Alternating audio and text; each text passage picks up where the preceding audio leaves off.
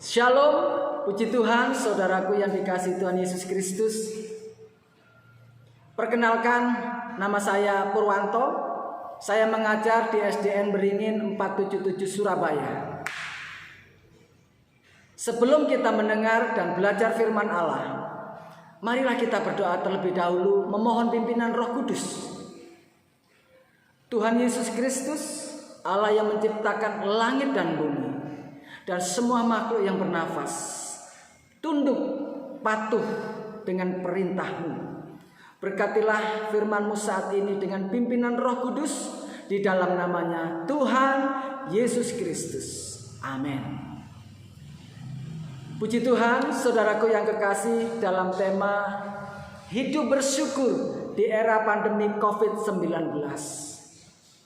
Sudah kurang lebih 2 tahun dunia yang kita tempati saat ini sedang dilanda musibah pandemi COVID-19. Dampak dari musibah pandemi COVID-19 membawa keadaan yang menakutkan, membawa keadaan yang mencemaskan, bahkan membawa keadaan menelan korban banyak kematian bagi umat manusia di seluruh dunia.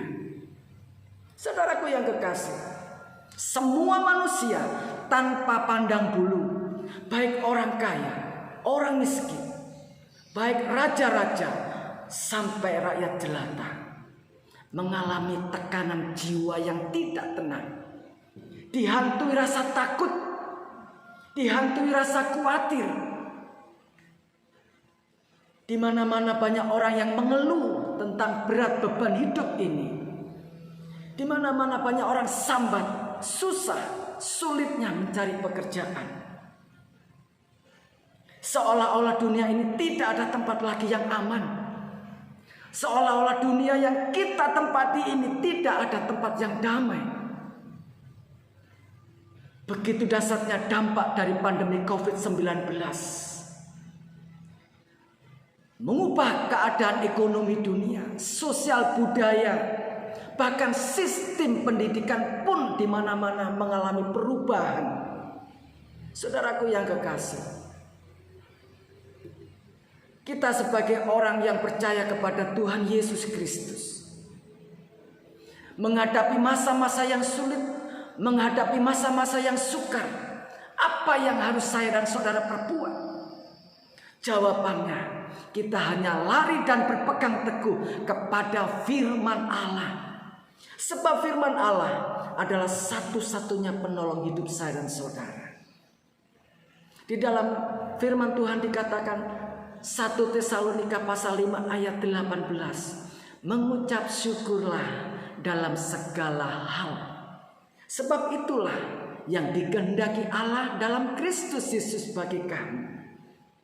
Mengucap syukur dalam situasi dan keadaan apapun, itu yang dikehendaki Allah. Sebab di dalam ucapan syukur ada kuasa Allah untuk melindungi keluarga saya dan saudara.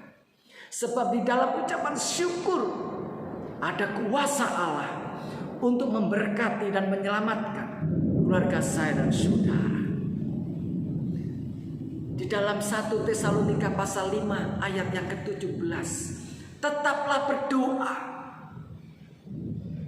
bentengi keluarga saya dan saudara dengan mezbah doa, pagari keluarga kita dengan mezbah pujian dan penyembahan.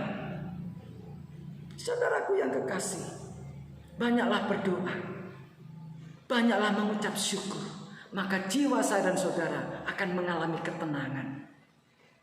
Ketika Allah mencium bau harum doa-doa saya dan saudara, ketika Allah mencium bau harum pujian, nyanyian, syukur, hati Allah menjadi lunak, hati Allah menjadi lembut, hati Allah menjadi penuh dengan belas kasihan.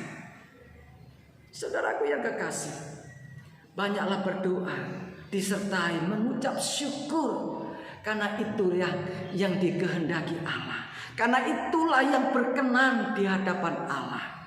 Kiranya Tuhan Yesus memberkati keluarga saya dan saudara. Damai Allah bagi kita semuanya. Amin.